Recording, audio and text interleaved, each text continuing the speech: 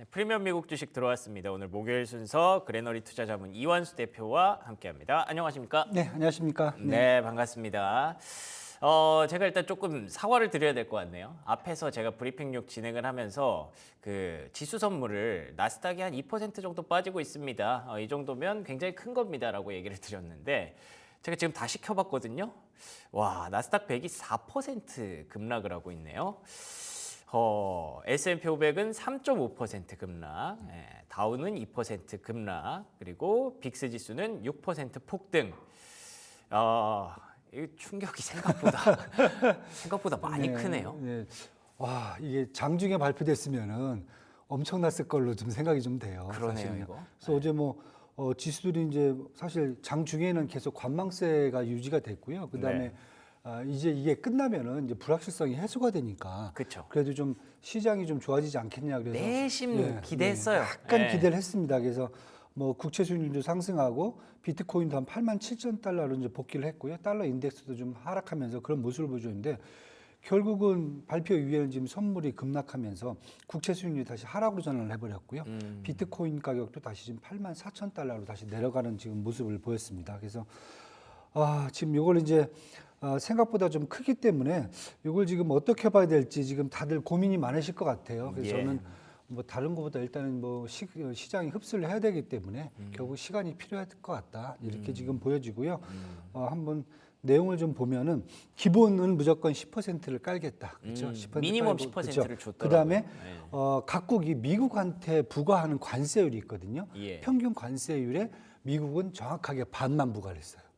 관대하시니까요. 관대하니까 이렇게 보면은 그동안 저희가 나쁜 짓을 한 거예요. 그렇죠. 저희가 나쁜 나빴어요. 짓이었죠. 예. 예. 중국은 미국에 대해서 67%를 부과하고 있었거든요. 네. 그러니까 이번에 34% 정확하게 반을 이제 미국이 부과하는 거고요. 예. 한국 같은 경우에는 50%를 부과하고 있었더라고요. 아니 저 50%는 도대체 어디서 나오는 거예요? 그러니까 저희가 나쁜 짓을 한 것 같아요. 그렇죠. 미국한테 잘못한 것 같아요. 심지어 몰래 50%를 부과하고 있었네요. 예, 그러니까 미국은 한국에 대해서 25%. 예. 그러니까 예를 들면 스리랑카 같은 경우 88%인데 44%로 되게 나이스하게 해주신 것 같고. 네. 예. 그러니까 영국은 원래 10%를 부과하고 있었으니까 그냥 기본인 10%만 저는 부과해 그건 주고. 좀 신기하긴 하더라고요. 유럽 국가들이 네. 별로 안 보여요. 네. 네. 유러피언 유니언 같은 경우 39%를 부과를 하고 있었거든요. 네. 유럽 연맹이니까요.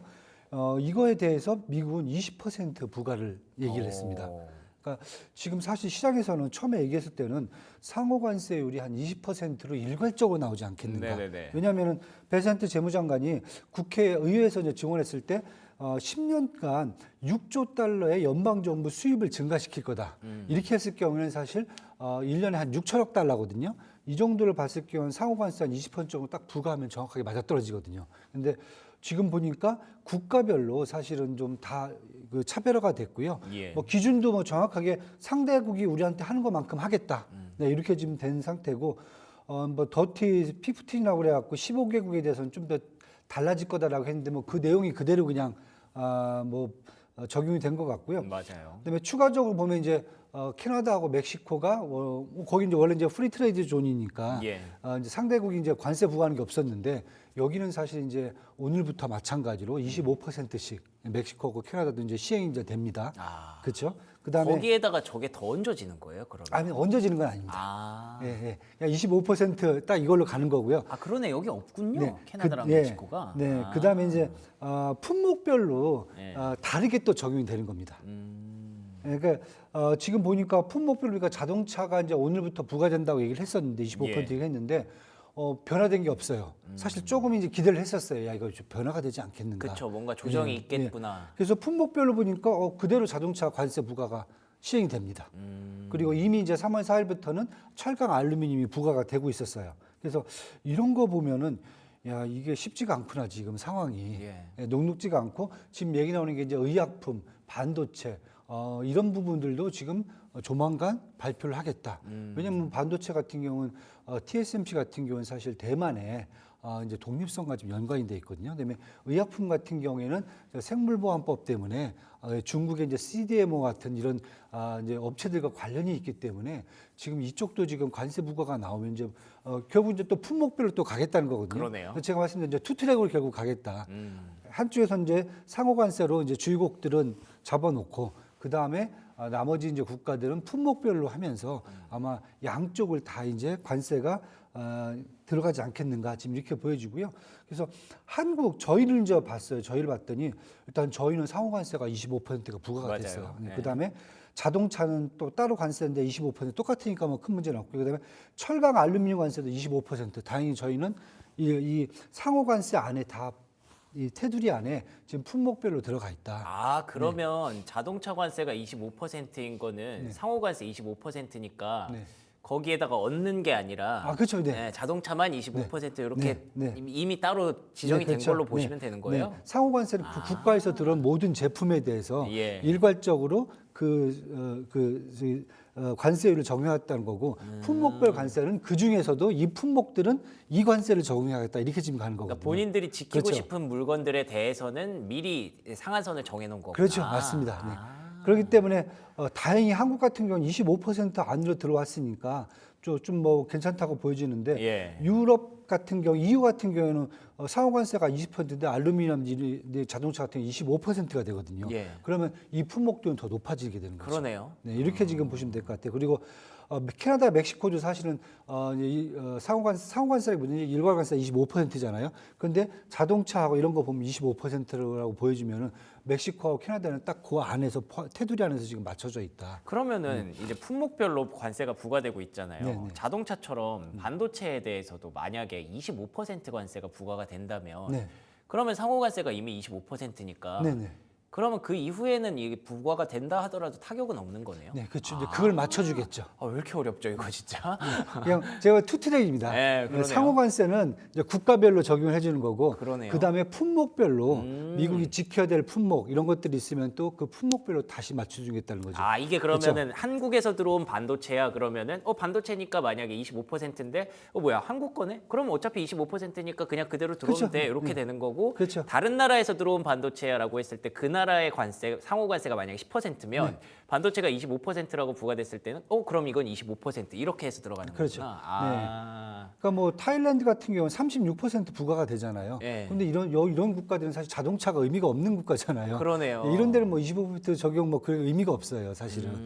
그래서 보시면 이제 캐나다하고도 이제 지금 관세 부과가 25%인데 그렇죠. 에너지 있어요. 에너지는 10%만 부과를 해요. 이런 식으로 지금 돼 있는 거죠. 그러면 그 에너지는 그렇죠. 캐나다에서 들어가면 25%가 되는 거고. 그렇죠, 네 맞습니다.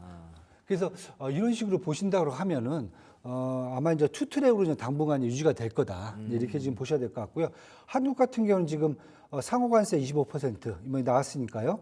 자동차 관세 25%, 철강 알루미늄 관세 25% 지금 다 그대로 25% 두드려 맞고 있기 때문에 이 정도면은 작년에 대미 수출액이 한 1,278억 달러 정도가 됐거든요. 저희 예. 수출이 한 18.7% 정도 차지하고 있어요. 그래서 25% 관세라고 보면은 지금 전반적으로요. 아마 경제 성장률이 한 반토막이 날 수도 있다는 지금 전망치가 나옵니다. 그래서 지난번에도 제가 말씀드렸지만은 한국 경제 성장률 지금 하향 조정돼 갖고 주요 리서치 하우스들이 한 1.5% 정도 올해 보고 있거든요. 네네. 그럼 잘못하면 1% 밑으로 떨어질 수도 있다. 뭐 캐피탈 이코노미스 같은 경우는 0.9%까지 얘기를 하고 있는데 네. 그 주요 이유는 뭐 정치적 이슈를 얘기를 했었는데 제가 봤을 때는 정치적 이슈뿐만 아니라 지금 관세까지 들어간다라고 하면은 잘못하면 지금 한국의 경제 성장률이 1% 밑으로 떨어질 수도 있고 지금 CPI 나오는 거 보면 2% 넘게 지금 나오거든요. 예. 그럼 뭐 간단합니다. 인플레이션 올라가고 성장률 떨어지고. 스태그플레이션이네. 네, 지금 뭐 미국을 저희가 걱정할 때가 아니에요. 솔직히 말씀드려요. 그래서 그런 상황으로 지금 갈 수 있는 게 지금 이 관세 문제이기 때문에 저희가 빨리 대책을 마련하지 않으면은 지금 말씀드린 대로 그런 상황으로 하반기에 또 들어갈 수 있는 여지가 커진다. 네, 이렇게 지금 보여지고 있습니다. 지금. 뭐 근데 미국 걱정할 때가 아니라고 하시긴 하셨지만 그래도 그 생각이 들거든요. 아니 이 정도로 몇 개 국가랑 수십 개 국가랑 이렇게 관세 장벽을 쌓아버리면 미국 입장에서도 좋을 게 분명히 없을 것 같은데 이걸 정말 이대로 시행할 수가 있을까라는 생각이 일단 들어서 혹시 좀 그 뭐 트럼프 대통령이 좀 달라질 가능성 뭐 그런 건 없을까요? 일단 제가 지금 관세율을 이렇게 딱 보니까 네. 가중 평균을 한단 말이에요. 예를 들어서 외국에서 들어오는 걸 이제 미국의 이제 수입품을 국가별로 이제 가중 평균을 쭉 해보면은 예. 평균적으로 관세율이 한 20% 정도가 된다는 거죠. 그러니까 기존에는 사실 평균적으로 한 5에서 6%, 5에서 7% 정도가 나왔다고 얘기를 해요. 미국으로 이제 들어오는 걸로요. 예. 근데 거기서 지금 이제 20%가 관세율로 간다라고 그러면은 기존보다 한 15% 정도가 높아지는 거거든요. 그래서 과연 이것을 저희들도 계속 말씀을 드리지만 미국에서 이제 이 소비자들이 감내를 할 수 있을 건지. 그러니까요. 왜냐하면 트럼프 행정부는 분명히 그 얘기를 하고 있어요.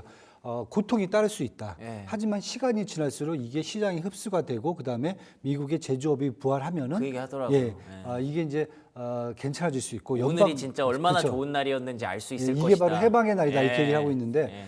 근데 문제는 이 감내해야 될 시간이 과연 언제까지일까? 모르죠 그거를. 지금 그래서 트럼프 행정부가 되게 빨리 서두르는 게 아닌가. 저는 뭐 최소한 1년 정도는 버틸 수 있을 것 같아요.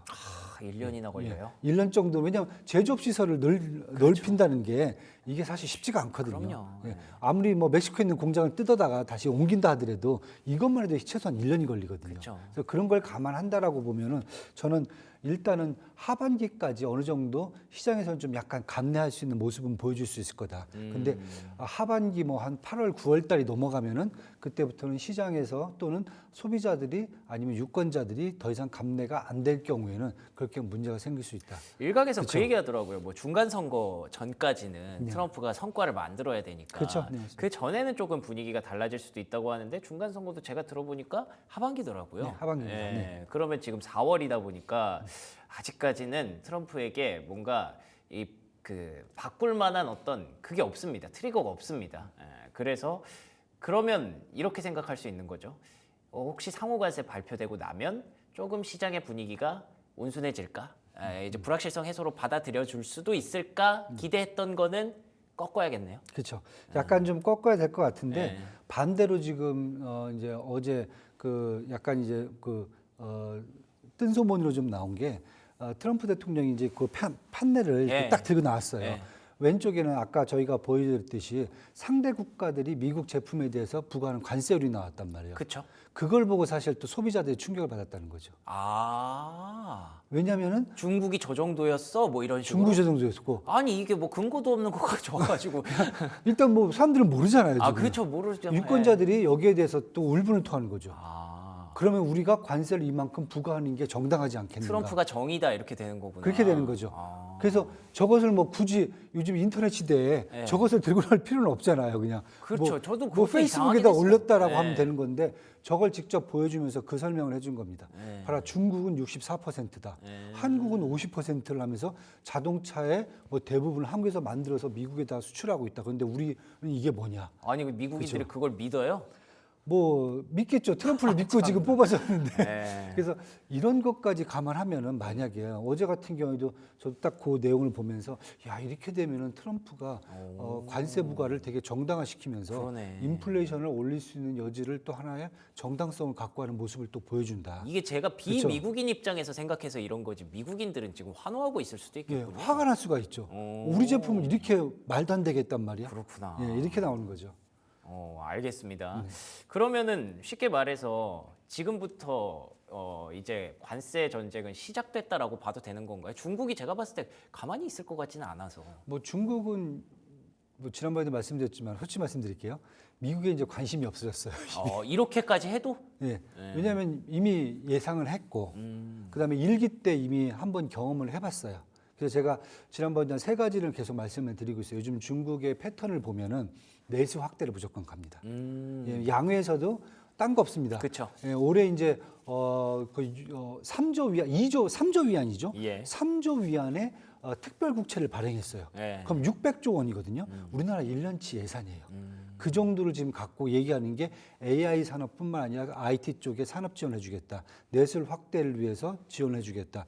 증시하고 그다음에 이제 부동산 쪽, 그다음에 부양해주겠다. 네 번째는 각 지방 정부의 그 인프라 확충에 지원해주겠다. 이미 다 나와 있어요. 네네. 그 내수를 이제 확대시켜서 그동안 수출에서 떨어진 부분을 이제 끌어올리겠다. 그래서 5% 성장을 제시한 거고요. 두 번째는 일단 미국이 안 되면은 전 세계 3대 소비 시장은 미국, 중국, EU거든요. 네. 전에도 이제 일기 때도 유럽과의 어떤 연맹이 엄청 강화됐거든요. 지금 벌써 뭐 EU 독일 쪽하고 그다음에 이태리, 스페인 쪽하고 벌써 맞아요. 지금 좋아졌죠. 벌써 또 예. 얘기가 또 틀려집니다. 예. 영국만 화를 내고 있어요, 지금요. 프랑스도 지금 계속 중국 왔다 갔다 하고 있고 벌써 이쪽은 또 시작됐습니다. 그다음에 세 번째는 또 뭐였냐면은 위안화를 이제 블록화시키는 거죠. 1대1로라든지 아니면은 이제 그 실크로드를 통해 갖고 지금 나가 있는 것이 중앙아시아, 그다음에 중동, 북아프리카, 여기다가 이제 동유럽, 동남아시아. 여기다 요즘 이제 호주가 조용해요.